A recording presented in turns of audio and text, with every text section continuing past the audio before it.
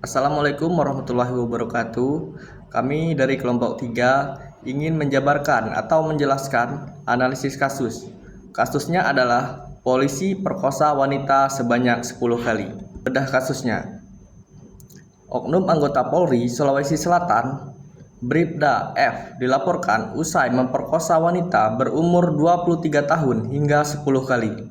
Menurut Kabid Propam Polda Sulawesi Selatan, Kombes Zulkam, bukti pemerkosaan belum ditemukan. Meskipun begitu, Bribda F tetap akan diproses karena telah melanggar kode etik kepolisian. Bribda F melakukan perzinahan, melanggar norma hukum dan agama serta mencemarkan reputasi dan citra Polri.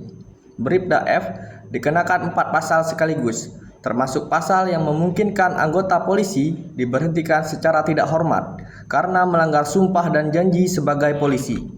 Untuk kronologi kasusnya, dugaan pemerkosaan berawal saat korban dan Bribda F putus sejak tahun 2019.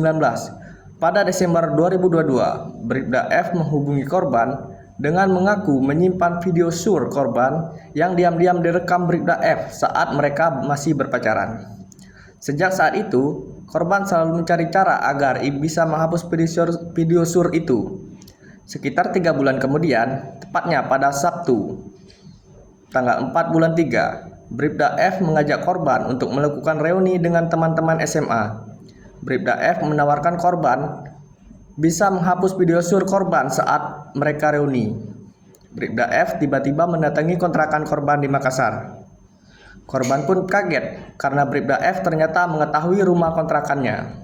Baiklah, lanjutan kronologinya. Menurut korban, Bribda F tiba-tiba memasuki rumah kontrakannya dan memaksanya untuk berhubungan badan. Dia mengaku sempat dibenturkan ke tembok hingga dilempar ke kasur.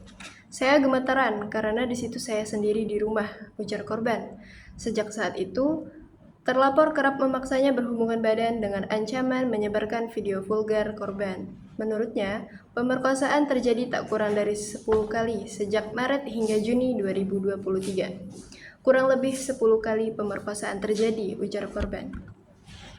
Pemerkosaan berulang kali tersebut sempat membuat korban terlambat datang bulan pada pertengahan April 2023. Hingga akhirnya korban dipaksa memakai tespek oleh terlapor. Pada saat itu, dia ada di situ, menunggu. Saya disuruh ke belakang untuk cek kehamilan. Dan ketika saya lihat hasilnya, saya menangis. Samar-samar terlihat 2 garis pada tespek. Kemudian, dia melihat tespek tersebut dan percaya bahwa saya hamil, ujar korban. Menurut korban, terlapor sejak saat itu kerap menekannya agar mau menggugurkan kandungannya. Dia juga kerap dipaksa untuk mengkonsumsi minuman berkarbonasi. Dari kasus ini, terdapat 4 pelanggaran kode etik profesi yang dilakukan oleh Bribda F.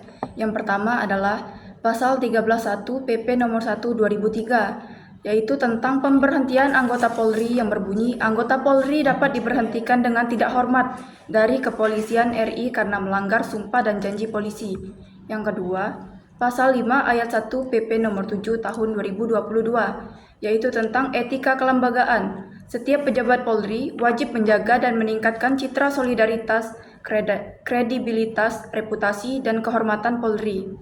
Yang ketiga adalah Pasal 8C PP Polri Nomor 7 Tahun 2022, Kode Etik Komisi Polri atas dugaan pelanggaran norma hukum dan kehormatan Polri.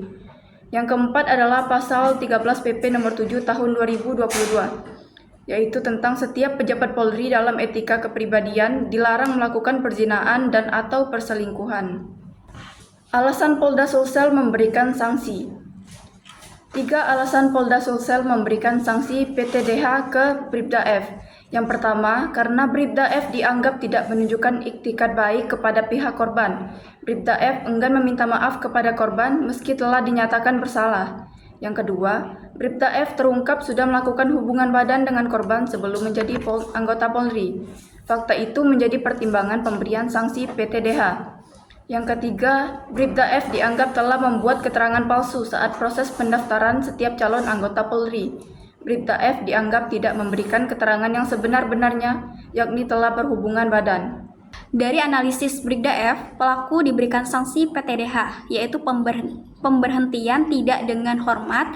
Itu diputuskan dalam sidang etik yang digelar di ruang sidang Propam Polda Sulsel. Saksi yang dihadirkan dalam sidang itu yakni ayah dan ibu korban, teman korban, serta ayah Brigda F. Putusan yang dijatuhkan kepada Brigda F dalam sidang itu, selain PTDH, Brigda F juga disangsikan penempatan khusus atau patsus selama 30 hari. Brigda F juga tidak pernah meminta maaf kepada korban atas perbuatannya. Padahal, Brigda F sudah diberikan kesempatan mengakui perbuatannya agar kasus ini diselesaikan secara kekeluargaan.